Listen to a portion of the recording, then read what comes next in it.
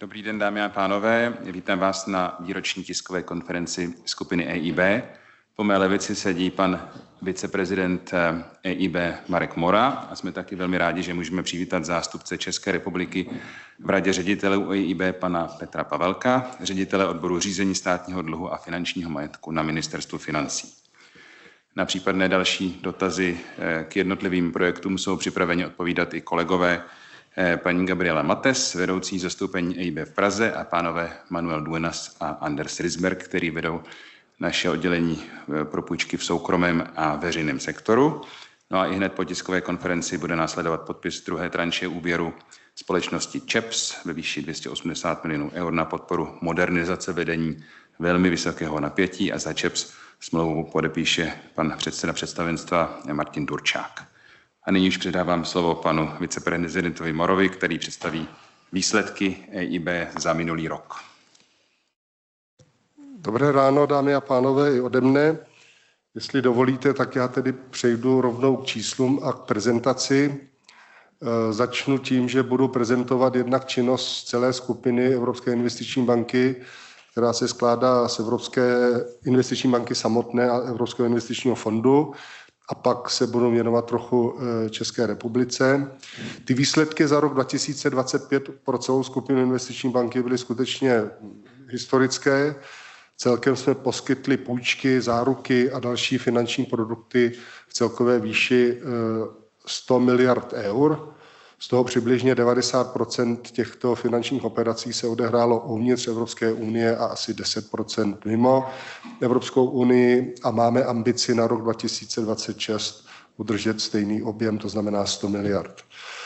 Dosáhli jsme rekordních objemů ve všech klíčových oblastech, například v oblasti energetických sítí, vodního hospodářství, bydlení, inovací, které samozřejmě posilují pozici Evropy moderních technologií. A já bych chtěl zdůraznit i to, že významný posun nastaly v oblasti bezpečnosti a obrany, kde objem financování jsme zvýšili oproti roku 2024 čtyřnásobně. Možná jste zaznamenali, nebo nezaznamenali, pokud ne, tak vám to teď oznámím, že Evropská investiční banka je mezi těmi multilaterálními investičními a rozvojovými bankami asi jedinečná tím, že skutečně intenzivně podporuje financování právě sektoru bezpečnostní a obrany, což mimo jiné bylo taky způsobeno samozřejmě tím konfliktem na Ukrajině a i tím, že to žádali někteří akcionáři Evropské investiční banky v čele i s Českou republikou. Možná si pamatujete na roky naše aktivity nebo české aktivity z roku 2023-2024. Ty roční výsledky potvrzují význam a sílu Evropské investiční banky. Máme nejvyšší rating 3A a bilanční sumu 600 miliard eur a jsme v tomto smyslu i největší multilaterální finanční institucí na světě. Důležitý je, možná ještě můžeme vrátit ten slide, jo. Důležitý je i podíl EIB projektů v kohezních regionech. Ten loni dosáhl 48% a tento podíl chceme udržet i nadále. To je samozřejmě dobrá zpráva, zejména pro státy, jako je Česká republika, nebo vůbec pro všechny země, které vstoupily do EU po roce 2004. Dále je zajímavé zdůraznit, že téměř 60%, tady vidíme 57% našich financí směřovalo do oblasti dekarbonizace, adaptace na klimatickou změnu, jakkoliv to nazveme, tady jsme to nazvali pojmem zelená transformace. Trošku se vám tam ty písmena posunuli, vidím.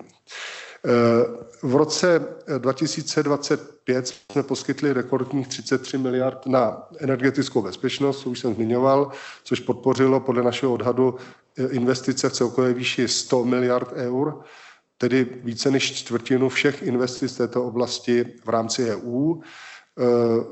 Vedle energetické bezpečnosti posilujeme i odolnost vůči změně klimatu, jak už jsem říkal. V oblasti obnovitelných zdrojů jsme například loni podpořili 1/5 nové evropské kapacity v solárních elektrárnách, 1/3 nových větrných elektrárnách na pevnině a většinu nových větrných elektráren na moři. Jednou z klíčových oblastí je i voda. To je mimo jiné sektor, za který jsem v rámci Evropské investiční banky i odpovědný, i tam jsou naše aktivity velmi výrazné. Pokud jde o mezinárodní srovnání, ale jsme podle našich odhadů jedním z největších světových finančníků nebo finančních institucí, která podporuje vodní projekty od pitné vody až po odpadní vody a zavlažování. V roce 2025 jsme poskytli přes 5 miliard euro na tyto projekty, které zlepší přístup k pitné vodě, sanitaci, podle našeho odhadu pro více než 30 milionů lidí v EU a mimo ni. Ještě mi dovolte, abych připomenul jedno číslo. Podle našich odhadů každé euro investované do adaptace na změnu klimatu může ušetřit 5 až 7 eur budoucích škod. Další klíčovou oblastí jsou investice do moderních technologií. V roce 2025 jsme spustili program TechEU, což je největší evropský inovační program, který má do roku 2027 mobilizovat až 250 miliard eur. Investic do různých oblastí, do umělé inteligence, kvantových technologií, digitalizace, biotechnologií, zdravotnictví, digitální infrastruktury, kritických surovin a tak dále. Významnou roli zejména v této oblasti hraje právě i ta druhá část Evropské investiční banky, což je Evropský investiční fond, který loni poskytl téměř čtvrtinu veškerého rizikového kapitálu v Evropě, podpořil 12 velkých venture kapitálových fondů, 35 startupů a vznik 9 nových unicornů. Nakonec teda ještě ta oblast bezpečnosti a obrany, jak jsem ji zmínil, objem investic se zmínil 4krát, asi na 4 miliardy eur v tom roce 2025 a i v této oblasti podporujeme řadu aktivit, podporujeme budování kritické infrastruktury. Například jsme podpořili budování vojenských objektů u litevsko-běloruské hranice či rozšíření přístavu pro námořnictvo v Dánsku. Podporujeme domácí obranné výrobní kapacity, kde spolupracujeme s evropskými lídry, například jako firma Thales nebo Quantum Systems, to jsou zbrojařské firmy. Podporujeme výzkum a vývoj. Například jsme podpořili nizozemskou firmu vyvíjející vláknové senzory pro ochranu podmořských sítí. Podporujeme i malé a střední podniky, tam to děláme ale nepřímo prostřednictvím bank, zejména 3 velkých bank, jako je Deutsche Bank, to je asi největší v té podpoře, Santander či francouzská BPCE, Banque Populaire Caisse d'Épargne, což je 3. největší francouzská banka, co také spolupracujeme. A konečně i podporujeme fondové podnikání, to znamená rozvoj fondů rizikového kapitálu zaměřených na evropskou bezpečnost a obranu. Takže to asi úvodem k činnosti celé skupiny Evropské investiční banky a teďka možná k tomu, co vás bude zajímat více, to jsou výsledky v České republice. Tak loni jsme v České republice podepsali operace v hodnotě téměř 2 miliard eur. Zaznamenali jsme tedy další velmi úspěšný rok. Na straně EIB jsme podepsali 9 úvěrů s českými klienty a 4 s evropskými bankami, kde část těch prostředků směřovala i do České republiky a Evropský investiční fond přidal operace za dalších 172 milionů eur. Celková částka vyplacených prostředků, to znamená nejenom těch podepsaných, to, co se skutečně vyplatilo, tedy peněz, které skutečně přitekly do české ekonomiky, činila loni 1,64 miliardy eur. Tam je možná dobré připomenout v té souvislosti pár statistik. Průměrná roční výše podepsaných operací v České republice za posledních 5 let je zhruba v té výši, co jsme měli loni, malinko níže, na 1,86 miliard eur, což je z našeho pohledu docela úspěch. Jen pro srovnání připomenu, že například Maďarsku, což je velikostně srovnatelná země, jsme loni podepsali operace za 700 milionů, to znamená Česká republika 2 miliardy, Maďarsko 700 milionů. Na Slovensku jsme podepsali něco přes 0,5 miliardy. Slovensko je poloviční než Česká republika, ale tak asi chápete z tohoto srovnání, že z našeho pohledu je Česká republika relativně nebo dost úspěšnou zemí a dokáže prostředky EIB využívat velmi dobře.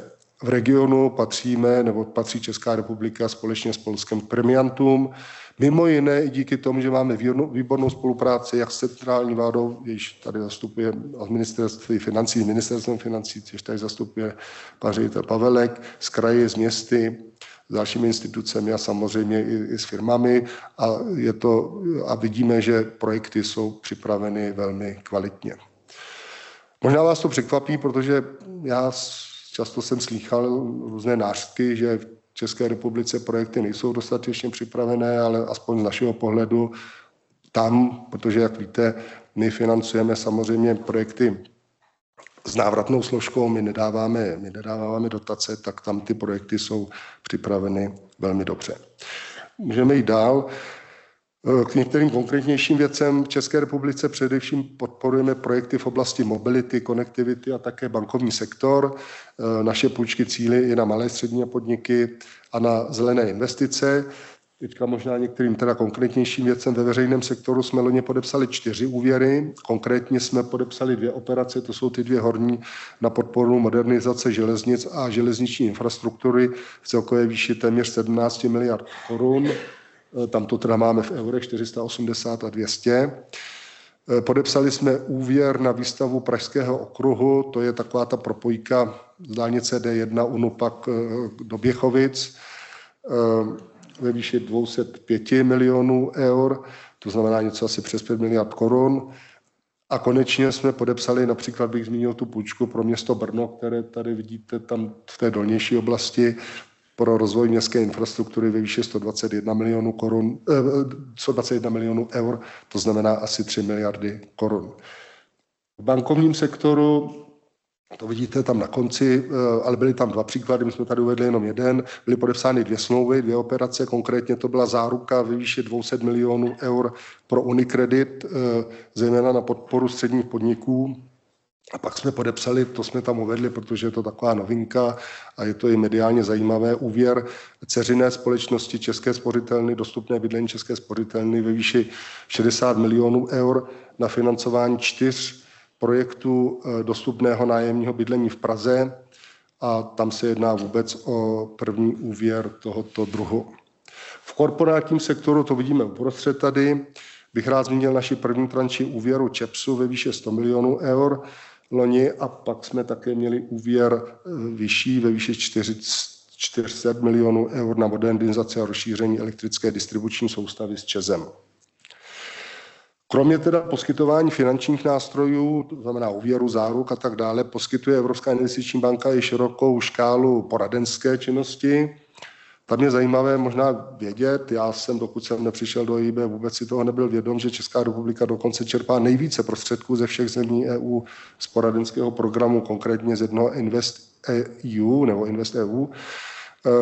Tam teda se to poradenství týká řady oblastí, jednak teda těch strategických dopravních staveb, ale i přípravy městských investic a podobně. Vidíte to trošku podrobně na slajdu, týká se to například Brna a Ústí nad Labem, ta města. Co se týče výhledu na rok 2026, tak my bychom rádi udrželi ten nastavený trend, to znamená, už jsem zmínil, že máme ambici znovu cílit na objem podepsaných smluv ve výši 100 miliard eur a ty naše operace, zejména to znamená pro celou skupinu, ale i v České republice bychom chtěli mířit zhruba na ten objem, co jsme měli loni, to znamená v oblasti 2 miliard eur. A ty operace, kterých bychom se chtěli věnovat, se týkají transformace bývalých uhelných regionů, dopravní infrastruktury, rozvoje měst, zdravotní péče, obnovitelných zdrojů energie a v neposlední řadě i podpory malých a středních podniků. Takže já bych tady tu moji prezentaci ukončil a předám slovo panu předsedajícímu.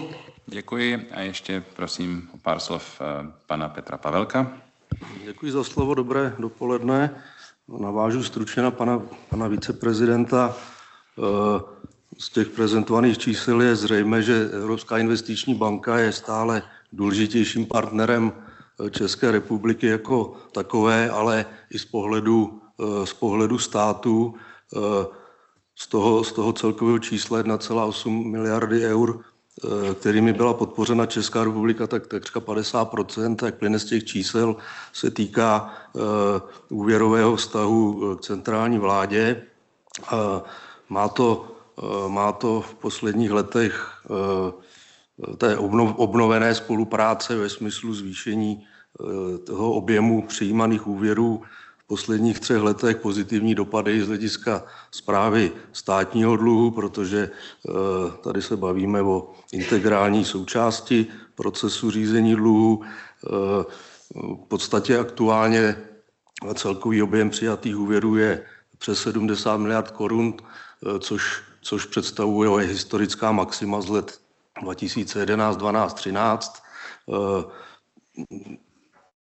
Zdůraznil bych ten význam dlouhodobosti zdrojů, které jsou v Evropské investiční bance k dispozici, což je významné nejen pro soukromý sektor, municipální, ale i pro centrální vládu, protože ta průměrná splatnost loni přijatých úvěrů byla kolem 18 let, což je samozřejmě významný stabilizační prvek při vyhodnocování rizikového profilu. Co se týče letošního roku, tak aktuálně máme dostupné již podepsané úvěrové rámce ve výši přes 20 miliard korun, což odpovídá zhruba těm částkám, které byly v posledních 2 letech od Evropské investiční banky přijímány. Vždy to bylo přes 20 miliard, to znamená, je to opravdu jedno z nejintenzivnějších období spolupráce i na naší úrovni. Zároveň již schválené projekty v té oblasti dopravní infrastruktury doposud nezasmluvněné, ale s potenciálem dalšího využití přesahují 50 miliard. To znamená samozřejmě v návaznosti na realizaci těch jednotlivých projektů, což je vždy předpoklad k tomu, aby jsme o prostředky žádali, tak ten rámec je velice relevantní i z pohledu toho objemu a v těch posledních letech financování od EIB z pohledu ministerstva financí čistě pokrývalo už takřka 5% té výpůjční potřeby, která je v posledních letech vyšší, ale ten podíl už je velice relevantní. Takže to je asi za mě všechno na doplnění. Děkujeme za spolupráci. Díky moc a nyní je prostor pro vaše dotazy. Jsou-li nějaké?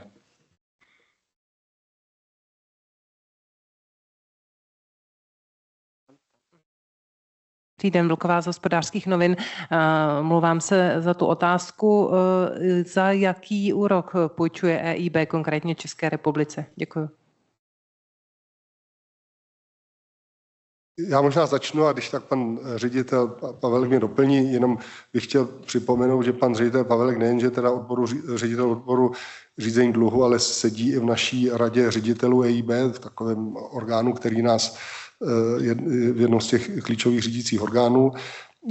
Evropská investiční banka, jak už jsem řekl, má nejvyšší investiční rating 3A, takže si dokáže sama půjčovat velmi výhodně a samozřejmě i ten základ úrokových sazeb, o který se pak odráží ty náklady financování, nebo to, za kolik půjčujeme, se odráží od této velmi nízké sazby. My si na to přidáváme nějaké svoje prostě náklady na financování, souvisí to s hodnocením rizika a podobně, protože jsme banka, která se samozřejmě musí sama sebe financovat i svůj vlastní rozvoj, ale pořád je to velmi výhodné.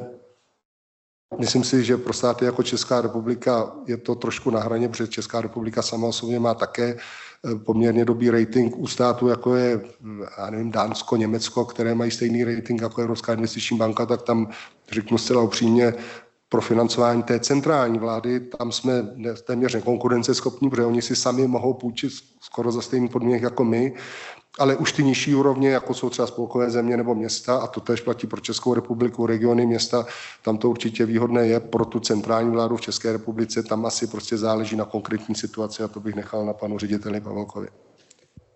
Děkuji, tak já už to doplním. Konkrétně jenom připomenu, že z příslušných usnesení vlád, kterými jsou schvalovány jednotlivé úvěry od EIB, tak máme vždy úkol to detailně sledovat proti vývoji trhu státních dluhopisů, což také činíme. Když se podíváme na ty úvěry přijímané v posledních 2 letech, tak ta výhodnost kolísá od, dejme tomu, 0,3 procentního bodu po půl, to znamená 20 až 30 bazických bodů, ten průměr se pohybuje nad 30 bazických bodů, takže ta výhodnost je tam doložená. Jak říkal pan viceprezident, jsou opravdu i situace na tom trhu, kdy je to podobné, protože ten kredit České republiky je vysoký, ale tak v takových oknech my si od ty tranše nežádáme, takže tady můžu uklidnit, že ta výhodnost je deklarovaná a ještě bych tady v té souvislosti připomněl velkou výhodnost nastavení těch úvěrových smluv, že jejich podpisem ze strany České republiky ministryně financí to nezakládá povinnost toho využití, což v řadě v případě jiných úvěrových institucí tak není, a takže tím se neupisujeme, takže když ta výhodnost tam není, tak nepřijímáme. Díky. Ještě nějaké dotazy? Pokud tomu tak není, tak vám děkujeme za pozornost a pan viceprezident je teda připraven k individuálním rozhovorům. Díky.